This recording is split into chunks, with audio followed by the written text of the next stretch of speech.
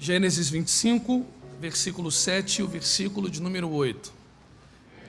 Estes, pois, são os dias dos anos da vida de Abraão, que viveu 175 anos. Quantos anos, irmãos? 175. Versículo 8. E Abraão expirou e morreu em boa velhice, velho e farto de dias, e foi congregado ao seu povo. Vou repetir mais uma vez o versículo 8. E Abraão expirou e morreu em boa velhice, velho e farto de dias, e foi reunido ao seu povo. Se você puder e quiser, você diz amém. Amém. Amados, existem algumas esquisitices que estão acontecendo nas redes sociais, como, por exemplo, tentar desassociar o cristianismo do conceito de religião. Isso não é só uma esquisitice, como é um delírio. Até porque existem basicamente 3 religiões mundiais que são denominadas de religião do livro: o islamismo, o judaísmo e o cristianismo. Assim acreditamos, e principalmente nós do meio protestante, porque a reforma protestante, dissidente do meio do católico, deixou para nós por herança 5 solas. A palavra sola vem do latim somente, e esse entendimento de somente também vincula-se sola escritura, somente às escrituras.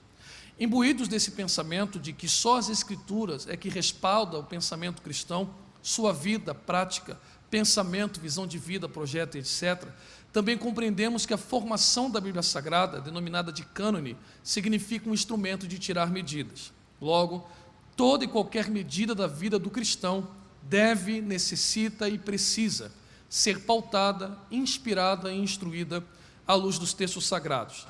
Bom, mediante este pensamento, cabe-nos o seguinte consenso: eu, como um cristão, tenho por dever primário meditar nos textos sagrados, porque é através dos textos sagrados que é a única revelação possível deixada por Deus de nós compreendermos a sua vontade. Deus pode se manifestar de muitas outras formas, mas compreendê-lo, entendê-lo, humanamente, falando assim, impossível, só através das Sagradas Escrituras. Logo, ler a Bíblia Sagrada é um dever cristão, e neste exercício de leitura, existe no mínimo 3 formas de você abordar a leitura bíblica, ok? Primeira forma é do meu tempo. Eu estou com 35 anos de idade, mas quando eu tinha lá os meus 16, 17 anos, eu percebia que existia uma leitura assídua dos textos sagrados, mas não imbuídos do pensamento de meditação e de extrair dos textos sagrados aquilo que realmente o texto está dizendo. Então existia uma espécie de cronograma, ainda muito bem usado hoje, a fim de ler a Bíblia Sagrada como se fosse um tipo de revista ou um clássico da literatura ocidental. Existe algum perigo nisso? De forma nenhuma. Todo de qualquer tipo de leitura é saudável e bem-vinda. E esse é o primeiro tipo de leitura, uma leitura mais simples, é boa, mas não resolve o nosso problema. Porque os textos sagrados nos informam que a ideia de Deus é que você medite no texto. E aí cai a segunda forma de você abordar a leitura bíblica, que é uma exigência pastoral. Então, se você aspira a ser pastor ou presbítero e não tem interesse em estudar os textos sagrados, você não pode ser presbítero e muito menos pastor, porque o apóstolo Paulo recomenda: o presbítero deve, é um dever, manejar bem as Sagradas Escrituras. A teologia não gera fé, mas visa explicar aquilo que decidimos crer.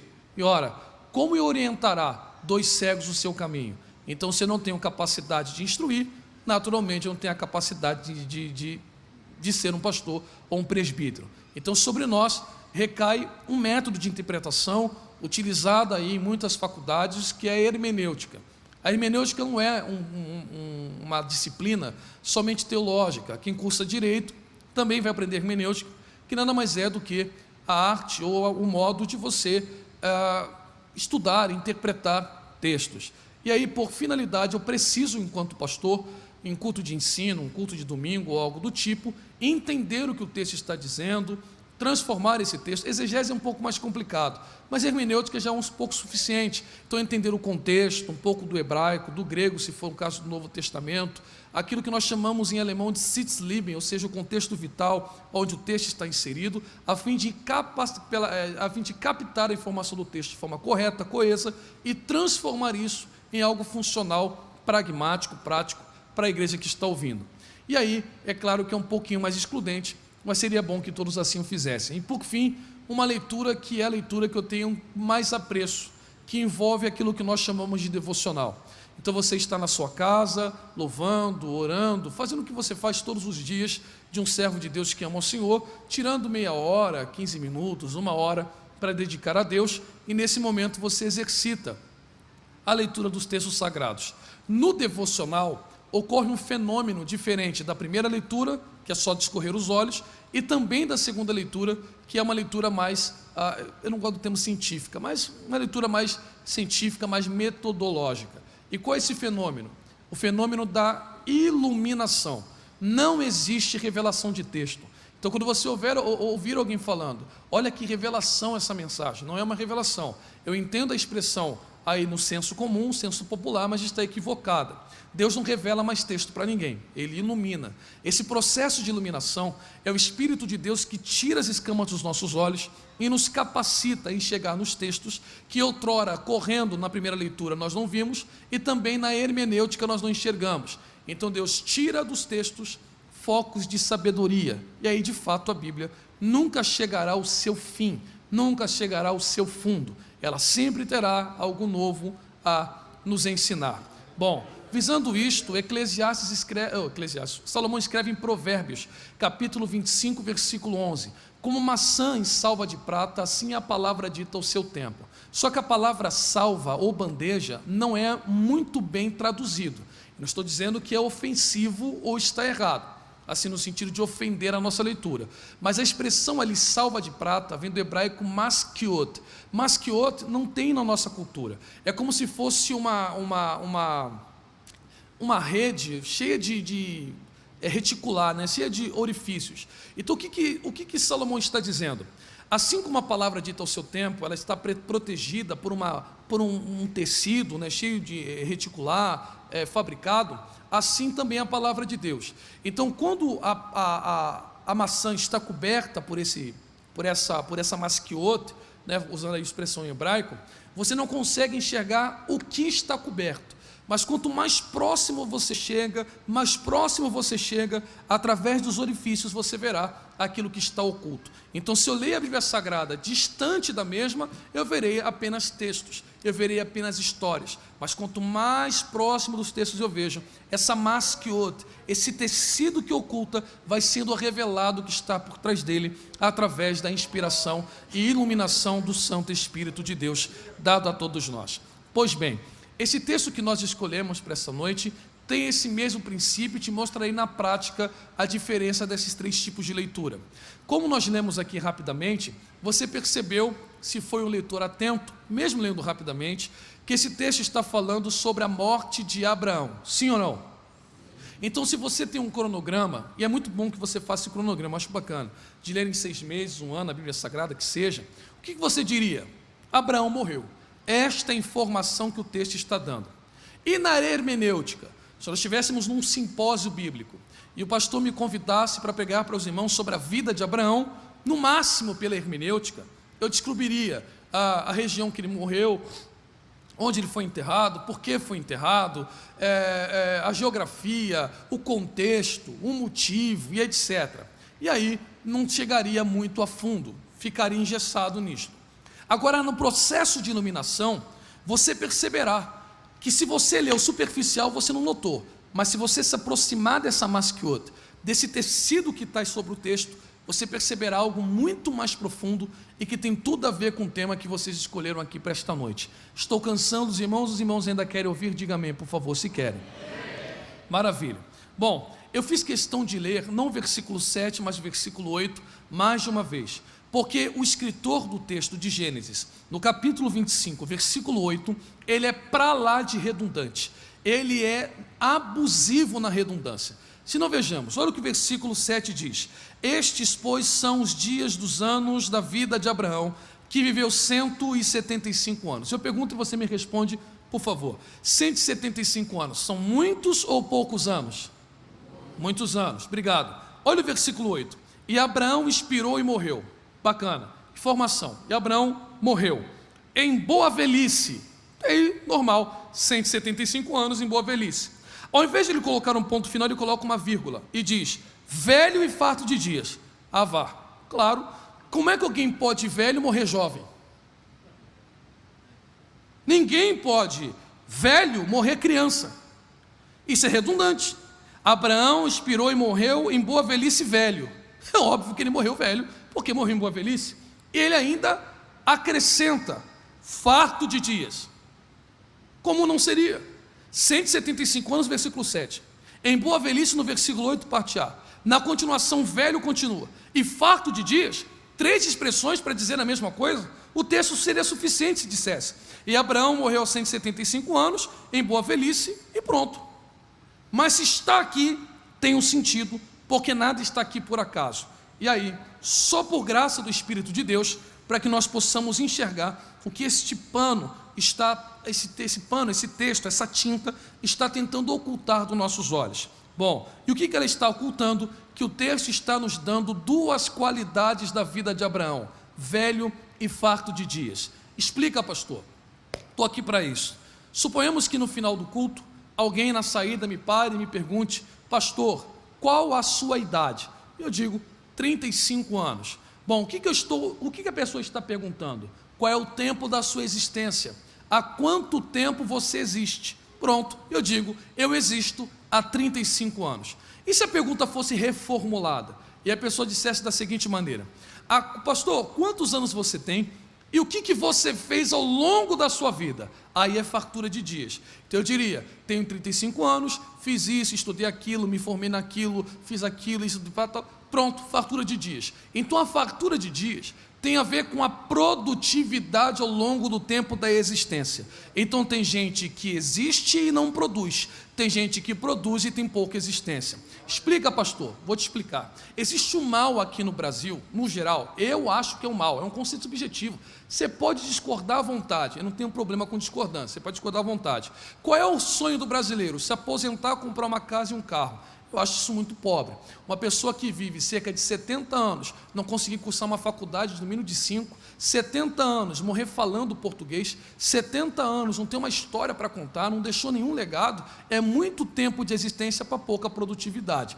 Então eu lembro quando lá nos meus 24 anos de idade eu cursava Direito, existia uma professora de ciência a ciência política, que com 28 anos de idade ela falava francês, espanhol, inglês, era tradutora dos textos de Digui e ainda dava aula em faculdade federal. Eu com 24 mal falava português, então ela estava vivendo e não existindo, eu apenas estava existindo. Então tem gente que acha que velhice é tempo de produção, nem sempre. Tem gente que tem 50 anos, nunca produziu nada, e tem gente que tem 20 anos e está produzindo em vento em polpa. Qual é a diferença dessa produção? Existe um livro escrito por Lewis Carroll, que é um pseudônimo por um homem que escreveu Alice no País das Maravilhas.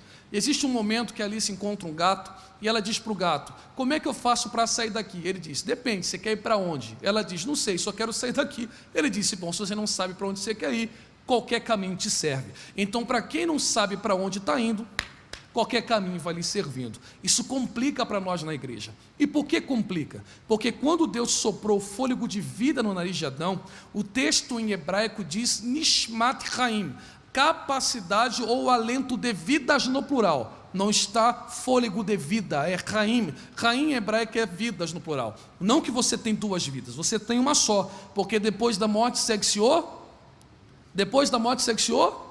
juízo. Então você não retorna para a vida no sentido de você poder fazer de novo. A vida só vai. Ressuscitar é continuar indo, é continuar progredindo. Então, como você tem uma vida, mas senso de 2 na sua existência, significa que você vive para baixo e para cima ao mesmo tempo. Você vive para baixo e para cima ao mesmo tempo. Em Joinville, a produtividade é mais fácil do que aqui na Assembleia de Deus de Joinville. Por que a tendência de lá é mais fácil ter aqui?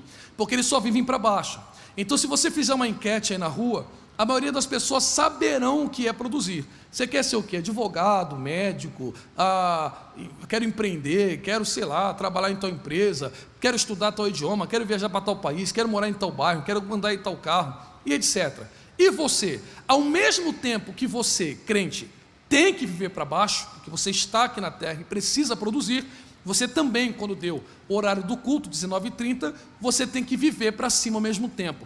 Então, ao mesmo tempo que você produz para baixo, você é obrigado a produzir para cima. Só que para nós a guerra fica desigual. E por que desigual? porque basicamente tem 3 cultos na semana. Dos 3 você só frequenta um na grande maioria, que é o domingo. No domingo o pastor tem 50 minutos para pregar, para que você produza para cima. E Joinville prega aos seus ouvidos 7 dias na semana, 24 horas, quem você tem que ser para baixo. Então, se eu fizesse uma enquete com os irmãos que estão aqui e na internet e perguntasse: o que você quer ser na vida? Eu acredito que todos saberiam. Eu quero morar em tal bairro, eu quero morar em tal cidade, eu quero ganhar tanto dinheiro, eu quero chegar em tal objetivo, eu quero produzir tal coisa, eu quero alcançar tal diploma, eu quero entrar em tal universidade, eu quero prestar tal concurso, eu quero ser uma pessoa influente, eu quero escrever livros. Olha, extraordinário. Para baixo eu vi que você dá um show. Quantos anos você tem? Tanto. Quanto você produziu para baixo? Tudo isso aqui. E para cima? Quanto tempo de Assembleia de Joinville? Algum diria 10, outros diriam 5, outros diriam 15. Eu diria: bacana, tá. Nesse tempo que você está aqui, o que você produziu? Qual é a sua vocação? Qual é o seu chamado? O que você tem feito para Deus? E alguém diria: ah, pastor, sabe o que é? Eu estou esperando Deus pegar um contrato de chamado, ir lá em casa tomar um chá com bolo e dizer assim: assina aqui, meu servo, eu te chamei para pregar, eu te chamei para cantar. Enquanto Deus não vai lá, eu só vou focando na faculdade, no Twitter, no Instagram e no Facebook. Sabe o que vai acontecer?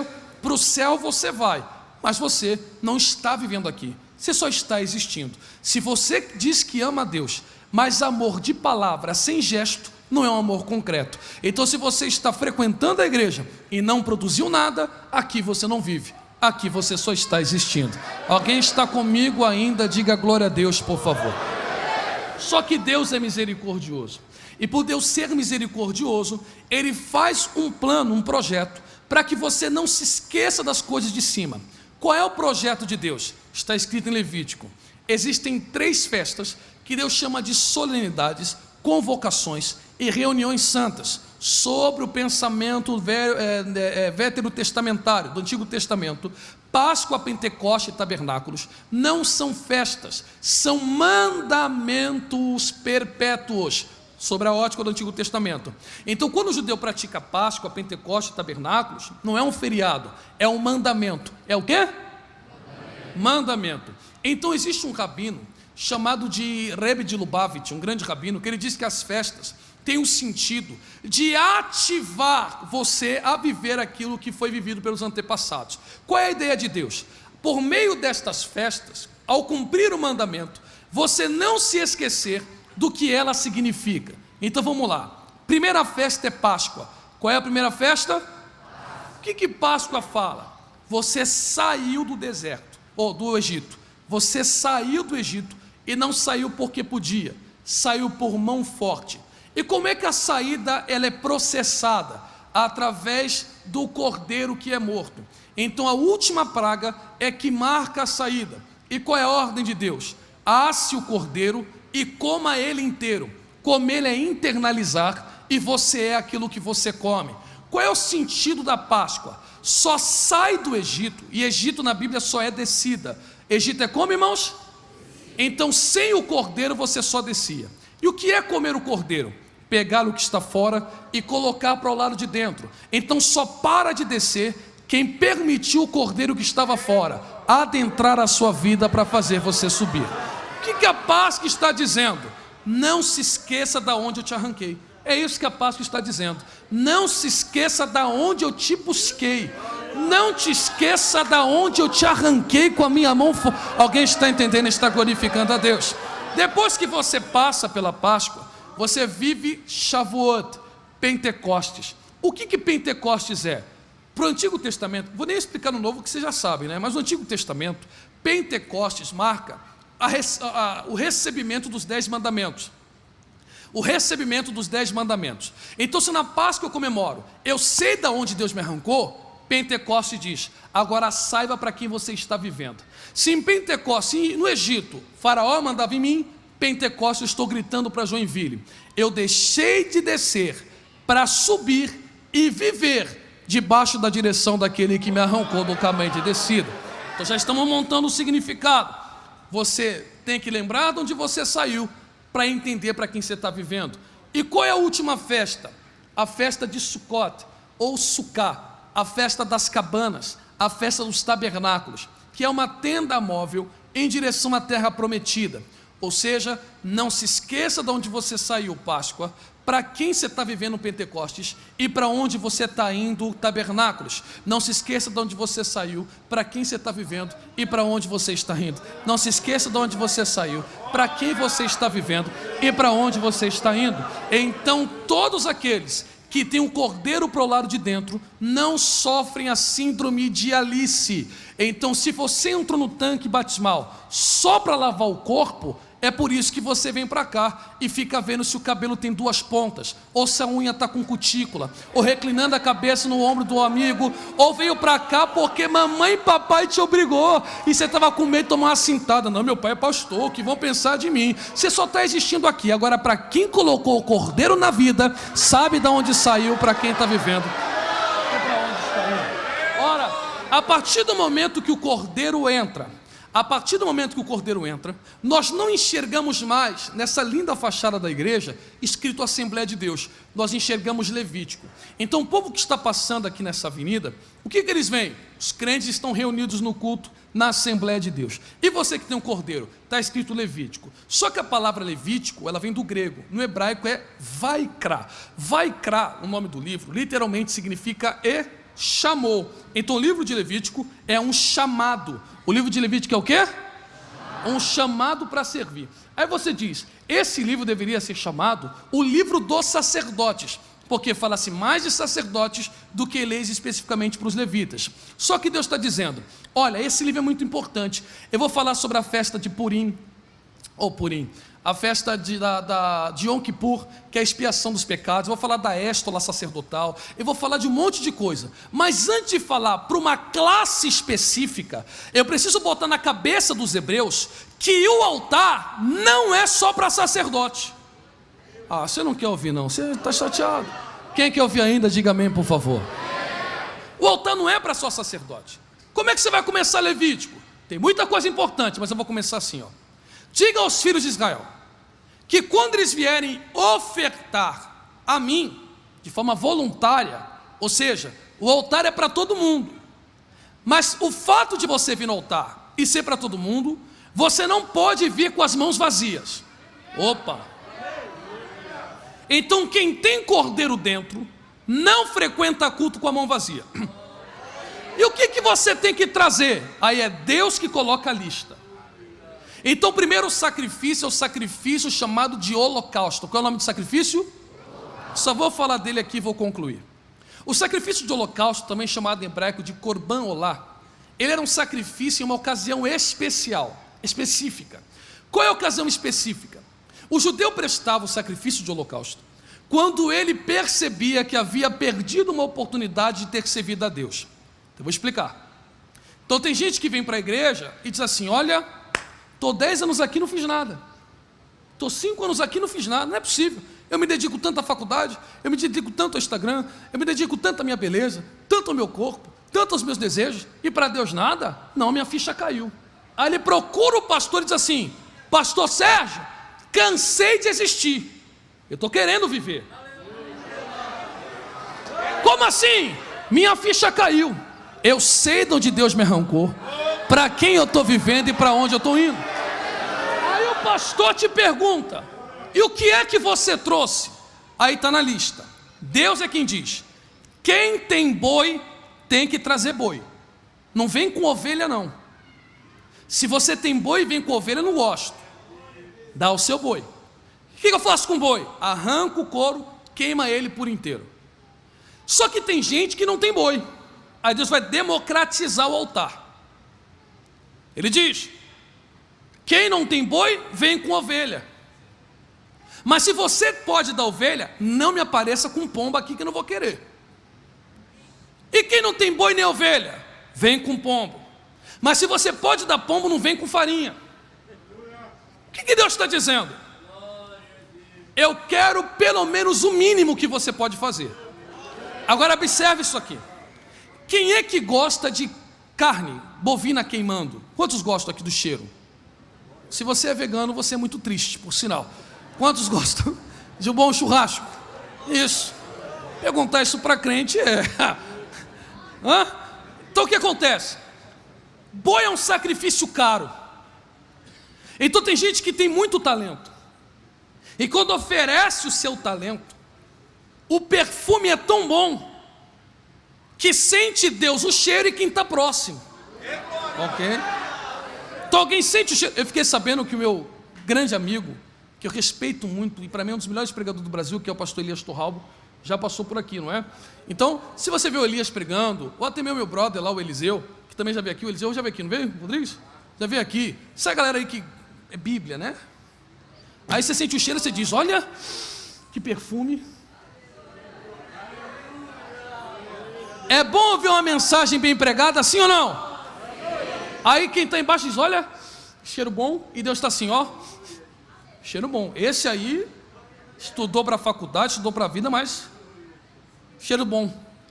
Aí vem alguém e diz assim, pastor, eu não sei pregar, mas eu sei cantar. Aí o pastor diz, dá a sua ovelha, tira o couro da ovelha, coloca no altar, queima.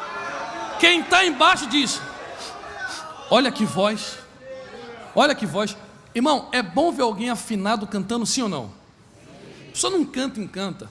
Gravou a escala pentatônica na cabeça, consegue fazer melisma, consegue fazer apogiatura, consegue cantar com voz aberta, voz de cabeça, voz de peito, palato mole, palato... A pessoa brinca.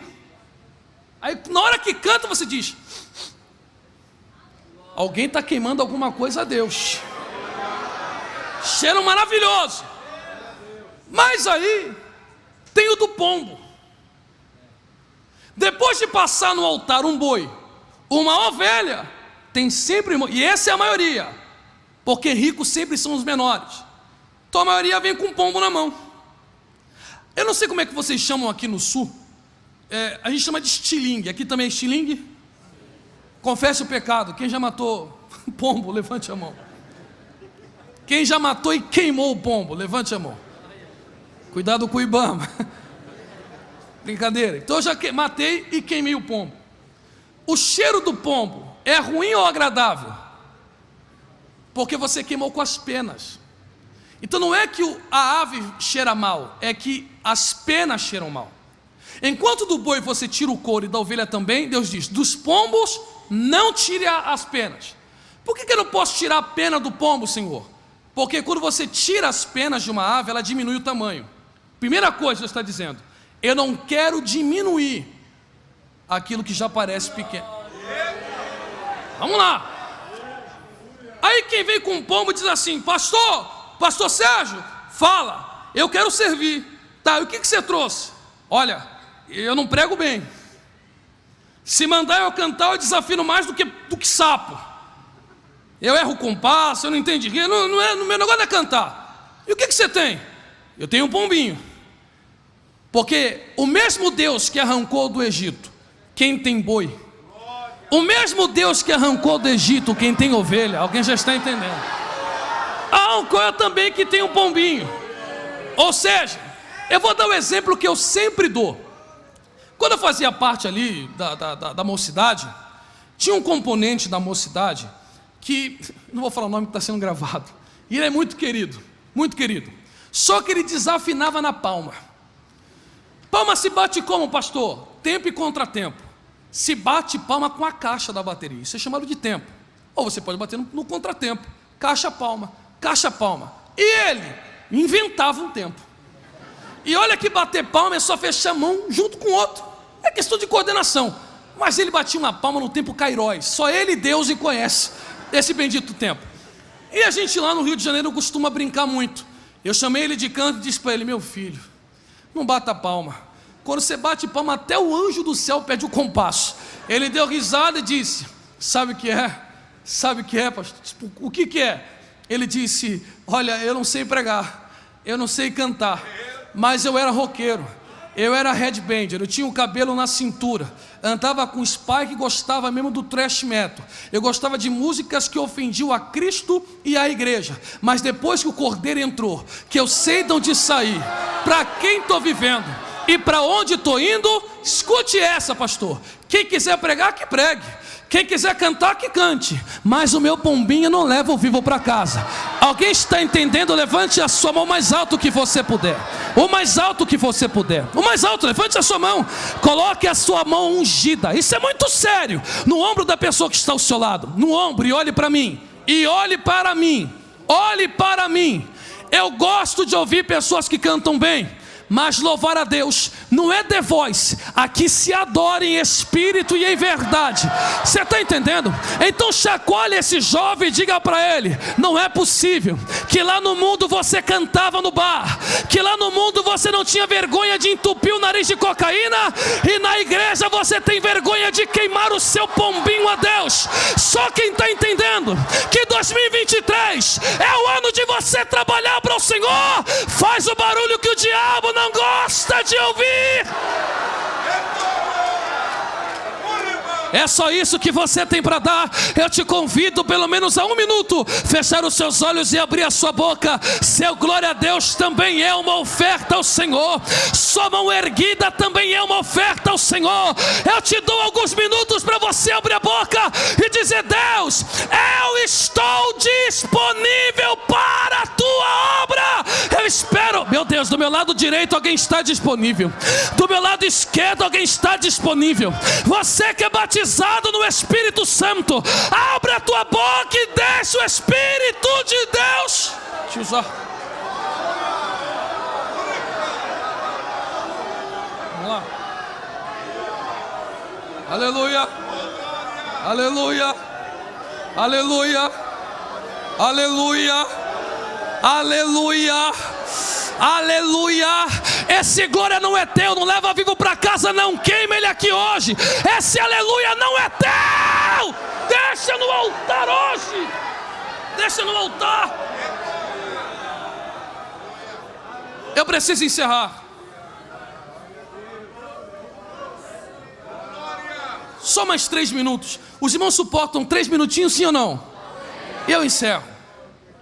Um certo dia, Cristo, contando uma parábola, disse que havia um senhor que chamou os 3 servos e disse assim: ó, eu irei viajar. Viajar, não é ir embora. Quem viaja, volta. Ele diz: eu vou, mas volto. E os meus negócios não podem ficar parados.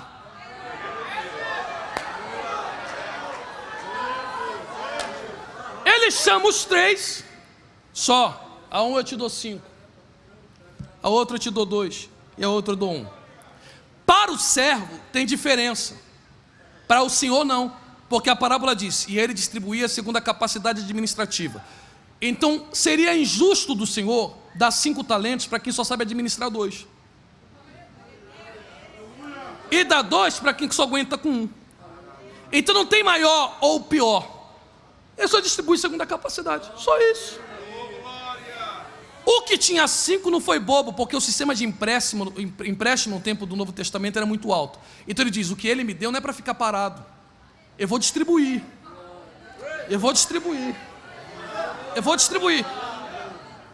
O que tinha 2 disse: vai você com o teu 5 que eu vou com o meu 2.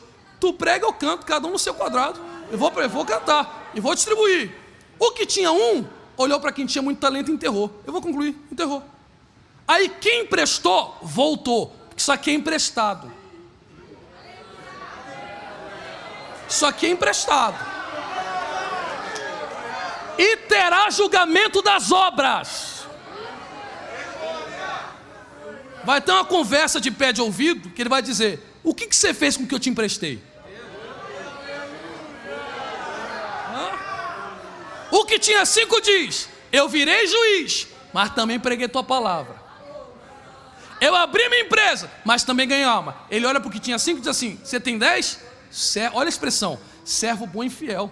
Foste fiel no pouco, no muito te coloco. Entra no gosto do Senhor. Aí o que tinha 2 disse assim: só ele? Peraí, é proporcional. De 5, 10, de 2, 4. E você, tinha 2, multiplicou? Multipliquei. Servo bom e fiel. É a mesma. A devolução é a mesma. Perca essa mentalidade grega. Filósofo é maior do que guerreiro. Guerreiro é maior do que... Aqui, quanto maior, menor. Porque o poder que não presta para servir, não presta para nada. Então mesmo o reconhecimento que ele dá para quem prega, ele dá para quem canta. O mesmo reconhecimento que ele dá para quem canta, ele dá para quem dirige congregação grande e congregação pequena.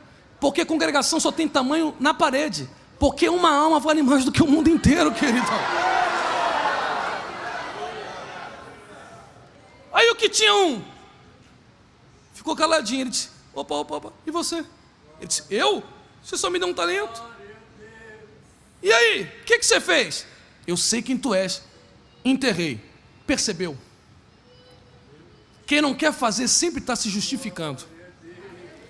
O dono do talento disse assim: se você me conhecesse de verdade, você não menosprezava talento pequeno. Você vai ranger dente. Está no texto. Vou dar um exemplo melhor. Paulo prega no culto de ensino. Pedro prega na cruzada. E Dorcas costura. Todo culto. Dalmádio, Dorcas está com a agulha na mão. Quem olha e não é crente tira sarro. Olha que pirado. É isso aí que você tem para Deus? Ela disse: é o que eu sei fazer. Estou esperando a minha vez chegar. Aí o pastor vai fazer um evento, o congresso da Dalmádio vai chegar, e o pastor diz: ó, vamos fazer camisa. Irmão, corre ali, está R$30 a camisa. Para muitos dirão: ih, 30 está pouco. Mas outros dirão: 30 está muito. Aí Dorcas ouviu aquilo e disse assim: ó, Paulo prega, Pedro canta, mas quem costura aqui sou eu. Pastor, pois não, por favor, chegou a minha vez. Eu nunca vi você cantar, eu nunca vi você pregar. Ela disse: mas eu sei de onde eu saí, para quem eu estou vivendo e para onde eu estou indo. Explica melhor, pastor. Se você prega, amém. Se você canta, amém. Mas ficar na porta também é servir. Olhar o carro também é servir. Varrer a igreja também é servir. Servir a água também é servir. Bater foto também é servir. Ficar no som também é servir. Eu estou pregando nessa noite e encerro. Se em 2023 todos nós juntarmos os nossos talentos, Joinville será a cidade de Santa Catarina mais evangelizada. Quem acredita nisso e tem alguma coisa para ofertar, fica de pé comigo glorificando a Deus. Os que têm alguma coisa, os que têm alguma coisa, bata na mão de 3 crentes e diga para eles: será que você tem pelo menos uma agulha? Serve. Teu glória a Deus, serve. Seu aleluia, serve. Sua oração de madrugada, serve. O importante, eu estou sentindo a presença do Espírito, são os que querem servir, são os que estão disponíveis. Feche seus olhos por um minutinho só. Qual é o talento que você tem? Eu vou resumir essa mensagem numa frase só: Deus está com saudade da gente. Eu não sou contra a rede social porque eu não sou maluco. Mas deixar o Instagram tomar o teu lugar de devocional não está legal. Você faz chamada de vídeo com todo mundo. Faz uma agora que fica conectado um monte de pessoa para orar. Olha aí, alguém está entendendo e já está glorificando a Deus. Chama seus amigos e diz: vem aqui em casa, vou fazer uma torta, um bolo, alguma coisa, mas vamos discutir um texto de Gênesis aqui, de Romanos, alguma coisa. Vamos crescer. Feche seus olhos aí, por favor, por um minutinho só. Moça com moça, moço com moço, para evitar constrangimento. De 2 em 2, vire de frente para alguém, se você puder. Se for íntimo, é minha namorada, minha esposa, meu amigo, aí não tem problema, mas eu quero evitar constrangimento entre estranhos. Homem com homem, mulher com mulher, fica mais confortável, a não ser que sejam íntimos para isso. Vire de frente e feche seus olhos urgentemente, que eu preciso encerrar, já até estourei o tempo. Feche seus olhos.